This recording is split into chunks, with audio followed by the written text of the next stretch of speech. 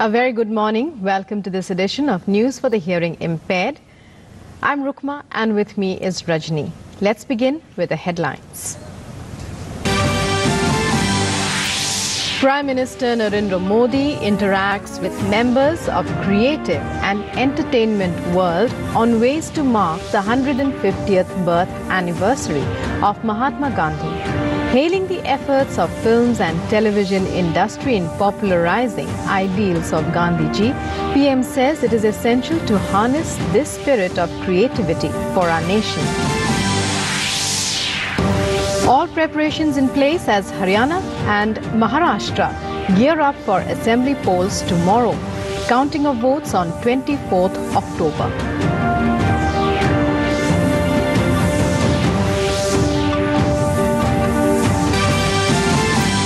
President Ram Nath Kovind addresses India-Philippines Business Conclave and 4th ASEAN-India Business Summit in Manila, says Philippines, India's natural partner in ASEAN regions, will also unveil bust of Gandhiji in Quezon City.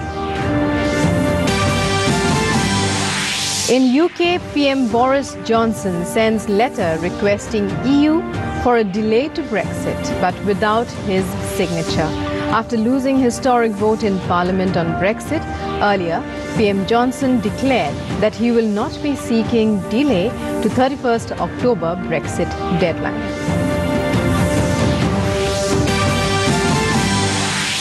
In sports, India to start day 2 in a commanding position thanks to Rohit Sharma's 6th Test century. India scores 224 for 3 on day 1 with Rahane eyeing 11th Test 100, batting on 83. In our top story, Prime Minister Narendra Modi on Saturday interacted with members of the creative and entertainment world on ways to mark the 150th birth anniversary of Mahatma Gandhi. The interaction was held at his residence at Lok Kalyan Marg in New Delhi. Addressing the gathering, Prime Minister said that Gandhiji is synonymous with simplicity. His thoughts reverberate far and wide. PM also said that the power of creativity is immense and it is essential to harness the spirit of creativity for our nation. He hailed the efforts of people from the world of films and television in popularizing the ideals of Mahatma Gandhi. The Prime Minister shared with eminent film personalities that their work has reached all corners of the world. He said that he would be happy to help in any way to ensure maximum impact of their creative initiatives.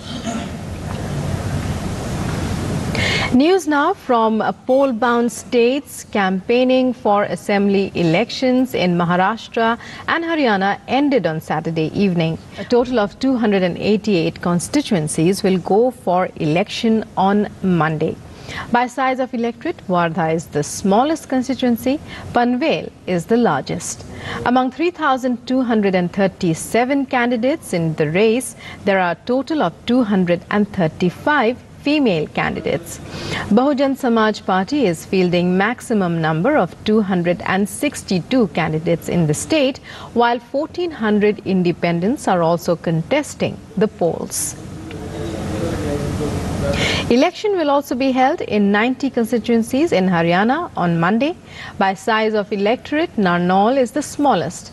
Bachapur is the largest constituency in the state. A total of 1,169 candidates are trying their luck, out of which 104 are female. Electioneering for by-polls in 2 Lok Sabha constituencies and 51 assembly seats in 17 states also came to an end. By-polls will be held in Samastipur Lok Sabha seat in Bihar and Satara Lok Sabha seat in Maharashtra. Assembly constituencies for which by-polls will be held are 11 seats of Uttar Pradesh, 6 of Gujarat, 5 seats each in Kerala and Bihar, 3 in Sikkim, 4 each of Punjab and Assam, 2 each of Tamil Nadu, Rajasthan and Himachal Pradesh, and 1 seat each in Odisha, Telangana, Madhya Pradesh, Chhattisgarh, Meghalaya, Puducherry and Arunachal Pradesh. Polling in Haryana and Maharashtra by polls for 2 Lok Sabha constituencies and 51 assembly seats will take place on Monday. Counting will be taken up on the 24th of this month. President Ramnath Kovind addressed the India-Philippines Business Conclave and the 4th ASEAN-India Business Summit in Manila on Saturday. The president said that Philippines is India's natural partner in the ASEAN region and there has been an upswing in trading activities between the two nations. However, there is need to further accelerate trade ties between the two countries. He also said that ASEAN-India trade cooperation has witnessed an increase of 19%. And by 2022, India's trade ties with ASEAN are expected to reach $200 billion.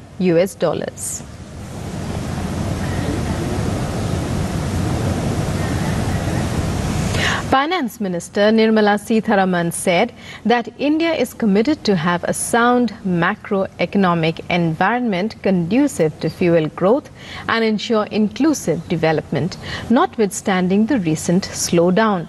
Addressing the annual meeting of the International Monetary Fund in Washington, the finance minister said India is firmly committed to the path of fiscal consolidation.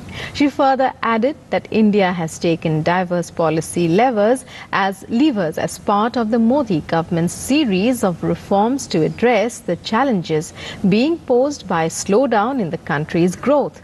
As against India's real growth rate of 6.8% in 2018, the IMF in its latest World Economic Outlook projected the country's growth rate at 6.1% for 2019 and noted that the Indian economy is expected to pick up at 7% in 2020.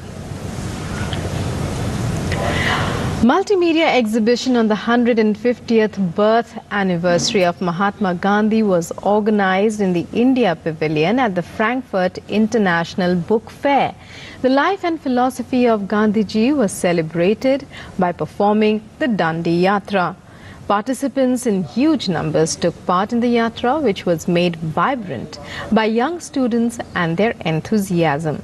A stall featuring books of publications division at the book fair on the 150 years of the Mahatma has been one of the major attractions this year.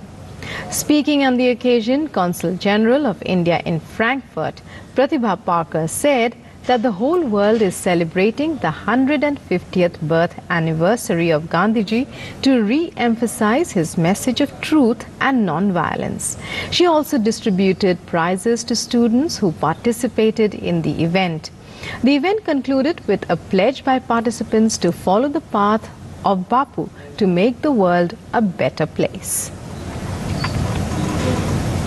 In international news, British Prime Minister Boris Johnson sent a letter to Brussels seeking a Brexit deadline extension after MPs voted Saturday to demand the delay Britain's October 31st departure date. Johnson had sent a photocopy of the letter contained in the law that requires him to ask for a delay if there is no Brexit deal, but did not sign it.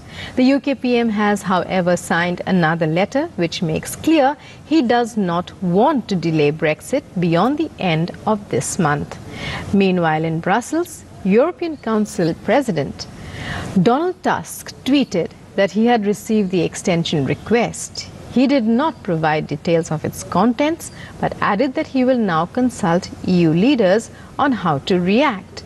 Earlier, at the first Saturday sitting in the Commons for 37 years, MPs voted in favour of an amendment withholding approval of Johnson's Brexit deal until legislation to implement it is in place.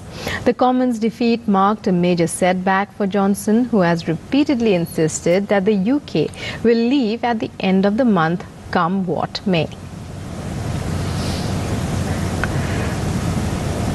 Meanwhile, hundreds of thousands of Britons marched through London on Saturday to demand a new Brexit referendum and celebrated as lawmakers in Parliament voted to postpone Britain's departure from the European Union.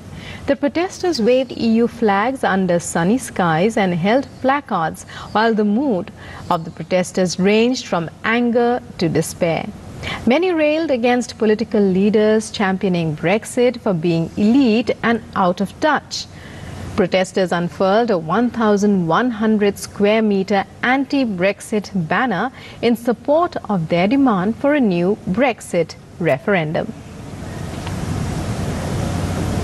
In Spain, Catalan demonstrators staged a sit-down on Saturday to protest against the jailing of Catalan separatist leaders, which has caused a wave of violence in the region. The peaceful demonstration was a change of scene after Barcelona saw its worst night of disturbances in decades on Friday, as masked youth blocked roads with blazing garbage bins and hurled rocks at security forces, who responded by firing repeated rounds of smoke, grenades and tear gas. Spain's acting interior minister has meanwhile said that the situation in Catalonia is under control. In Lebanon, tens of thousands of people took to the streets on Saturday for a third day of protests against tax increases and alleged official corruption. They streamed into the streets around the country's parliament in Beirut, as well as elsewhere across the country, despite calls for calm from politicians and dozens of arrests on Friday. The demonstrators are demanding a sweeping overhaul of Lebanon's political system, citing grievances ranging from austerity measures to poor infrastructure. They have crippled main roads and threatened to topple the country's fragile coalition government. The current unity government has the backing of most Lebanese political parties, including Hezbollah. In sports, India finished day one of the third test in Ranchi in a commanding position thanks to Rohit Sharma's sixth test century on Saturday.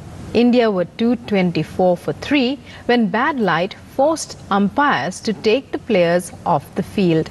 Soon after, rain in Ranchi led to early stumps on the opening day of the third test. Rohit Sharma was unbeaten at 117, while Ajinkya Rahane, who is eyeing his 11th Test 100, was batting at 83. India lead the three-match Test series 2-0, having won in Visakhapatnam and Pune. And that's all in this edition of News for the Hearing Impaired. Namaskar.